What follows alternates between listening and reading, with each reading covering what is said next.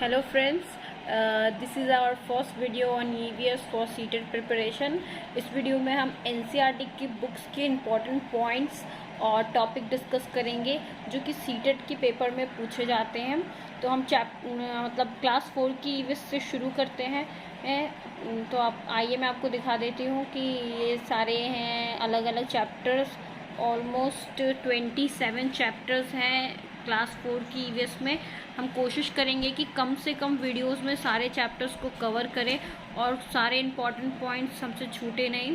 तो आज की वीडियो में हम बात करेंगे फर्स्ट 5 चैप्टर्स के बारे में और डिस्कस करेंगे सारे इम्पॉर्टेंट टॉपिक्स को और पॉइंट को, ताकि हमारा सीटेट के पेपर में इसमें से आए हुए कोई सा भी क्वेश्चन छूटे नहीं। तो आइए वीडियो को शुरू करते हैं। पहला चैप्टर है going to school. Going to school में बात की गई है अलग अलग साधनों का जो बच्चे यूज़ कर रहे हैं स्कूल जाने के लिए एनसीईआरटी के मुताबिक। तो पहला है the bamboo and the rope bridge is being used in Assam. Assam में या आसाम में लोग बैम्बू और रोप से बने यानी कि बांस और रस्सी से बने हुए ब्रिजेस का इस्तेमाल करते हैं स्कूल जाने के लिए। सेकंड पॉइंट है ट्रॉली। ट्रॉली का यूज़ कहाँ करते हैं? लद्दाख में। ये सारी चीज़ें याद करने वाली हैं।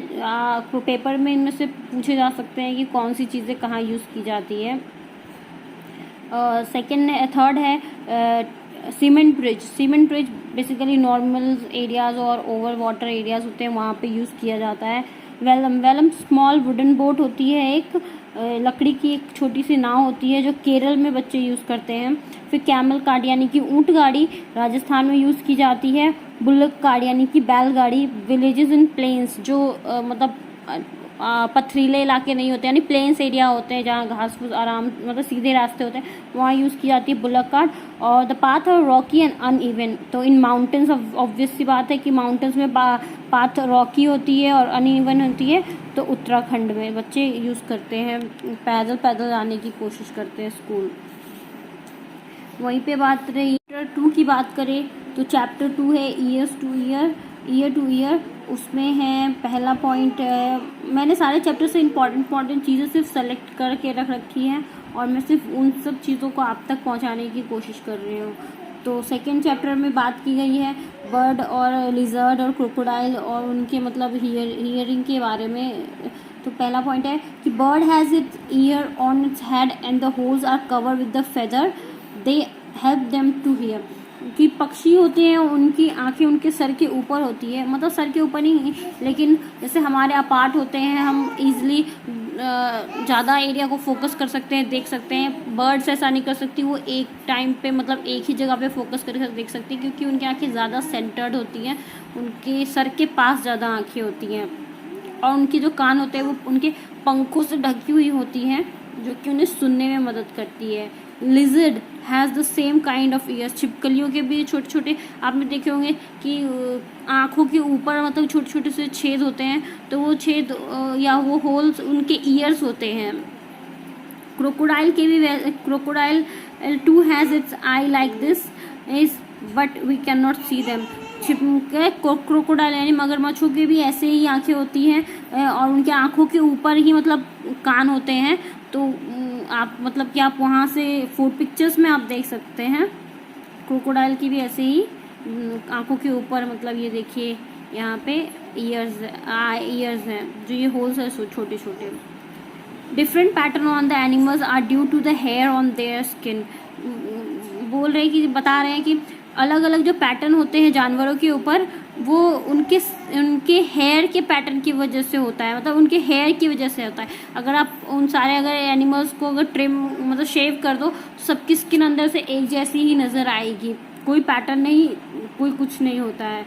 ये क्वेश्चन सीटेट के 2016 वाले पेपर में भी आया हुआ है कि without hair on an animal bodies there will be no pattern, कि अगर बाल नहीं होंगे तो जानवर के ऊपर कोई पैटर्न नहीं दिखेगा। Animal with ears hair on the body give birth. जो भी जानवर जिनके कान होते हैं बाहर की ओर, और बाल होते हैं शरीर पे, वो जन्म देती है, यानी कि वो मैमल्स एक तरह से गिव मतलब बर्थ तो मैमल्स ही देती है ना, तो मैमल्स होते हैं वो। और animal with no ear outside the body layer, जिन जानवरों के कान उनके शरीर के बाहर नहीं होते हैं वो अंडे देते हैं, जैसे कि छिपकली, मगरमच्छ, स्नेक्स और भी बहुत सारे जानवर हैं जिनके कान क्या है, दिखाई नहीं, विजिबल नहीं है, जिनके ईयर्स विजिबल नहीं है वो अंडे देती हैं, जिनके ईयर्स विजिबल हैं वो बर्थ देती है, बच्चे देती हैं। थर्ड चैप्टर आता है ए विथ नंदू। नंदू एक हाथी है, उसकी स्टोरी इसमें बताई गई है। तो इसमें एलिफेंट्स को लेके ज़्यादा चीज़ें बताई गई हैं। आइए पहला पॉइंट डिस्कस करते हैं। The oldest female elephant become the head of the heard. बात कही जा रही है कि जो सबसे बूढ़ी हथनी होती है झुंड की, वो उसकी हेड होती है। There is no male elephant in the herd, they left as they turn 14 और 15। ज़्यादा मतलब जो ज़्यादातर there is no male elephant in the herd, male elephant नहीं होते हैं हर्ड में, और जो होते भी हैं वो सब मतलब 13-14 साल, मतलब 14 साल से नीचे के ही होते हैं, 14-15 साल के होते ही वो अपना झुंड छोड़ के चले जाते हैं।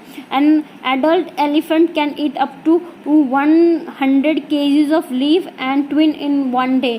मतलब 100 किलो तक हाथी है वो, मतलब एक एडल्ट एलिफेंट है वो पत्ते खा लेती हैं। Elephant sleep for only 2 to 4 hours a day। हाथी है वो सिर्फ 2 से 4 घंटे ही सोता है। तो स्लीपिंग पैटर्न वाला जो क्वेश्चंस आते हैं जिसमें कौन सा जानवर कितने दिन सोता है, कितने घंटे सोता है, तो आप ये पॉइंट उस हिसाब से बहुत इंपॉर्टेंट है। तो आप ये याद कर सकते हैं कि हाथी है वो सिर्फ 2 से 4 घंटे ही सोता है। वैसे हम इंसानों के लिए तो ये बहुत ही कम है, पर हाथी मतलब उतने में उसकी नींद पूरी हो जाती है। The muds give their skin cool. जो मड होता है यानी कि जो कीचड़ या मिट्टी बोल सकते हैं, वो हाथी उसमें लोटता पोटता, आपने वीडियोस देखे होंगे अलग अलग, जहाँ पे मतलब हाथी का बच्चा है वो मिट्टी में खेल रहा है, तो वो उनकी स्किन को कूल रखने के काम आता है। Their big ears also work like fan, they flap this to keep themselves cool. हाथी के जो बड़े बड़े कान होते हैं वो उनका फ़ैन की तरह यूज़ करते हैं, जिससे मतलब वो अपने आप को ठंडा रखते हैं। There are 10 to 12 female elephant and a young one in the herd. 10 से 12 ही फीमेल हथनी और छोटे बच्चे होते हैं एक झुंड में। चैप्टर 4 की बात करें तो चैप्टर 4 है the story of Amrita. Story of Amrita ये अपने मतलब विलेज गई है, उसकी स्टोरी है इसमें। तो यहाँ पे है खेजाड़ी विलेज, खेजाड़ी या खेजाड़ी, हाँ Khejarli village is near Jodhpur in Rajasthan. Khejarli village कहाँ है, तो जोधपुर राजस्थान में है। वहाँ के places are build by wood at that time. पहले के 300 साल पहले वहाँ पे घर लकड़ियों के बनते थे। The people of this village, वहाँ के लोगों को मतलब उस विलेज के लोगों को बिश्नोई कहा जाता है, बिश्नोई कहा जाता है। The Khejarli tree can grow up without much water. Khejarli जो पेड़ होता है वो बिना पानी के, कम पानी में मतलब कि ग्रो कर सकता है। It gives beans and don't get affected by insects. कह रहे हैं ये बीन्स देती है जो कि मतलब खाने में सब्जियों में काम आ जाती है, और इंसेक्ट्स से इस पेड़ को कोई मतलब कि हार्म नहीं पहुंचता है। चैप्टर 5 की बात करें तो चैप्टर 5 में बात की गई है अनीता एंड द हनी बीज हैं। तो अनीता हैं वो, उसमें मतलब स्टोरी है बुचाचा विलेज की, मुजफ्फरपुर डिस्ट्रिक्ट बिहार की। तो आइए इसको जान लेते हैं। Story from Buchacha village in Muzaffarpur district in Bihar. Honey bees lays their eggs from October to December. ये पॉइंट बहुत इंपॉर्टेंट है, आप इसे याद कर सकते हैं कि हनी बीज होती है यानी कि मधुमक्खियाँ होती हैं, वो अक्टूबर से दिसंबर के महीने में अंडे देती हैं। एवरी हाइव यानी कि हर छत्ते में एक क्वीन मधुमक्खी होती है जो अंडे देने का काम करती है। There are only few male in the hive, बस कुछ ही मादा मधुमक्खी होते हैं उसके अंदर, या मधुमक्खे होते हैं हाइव में, छत्ते में।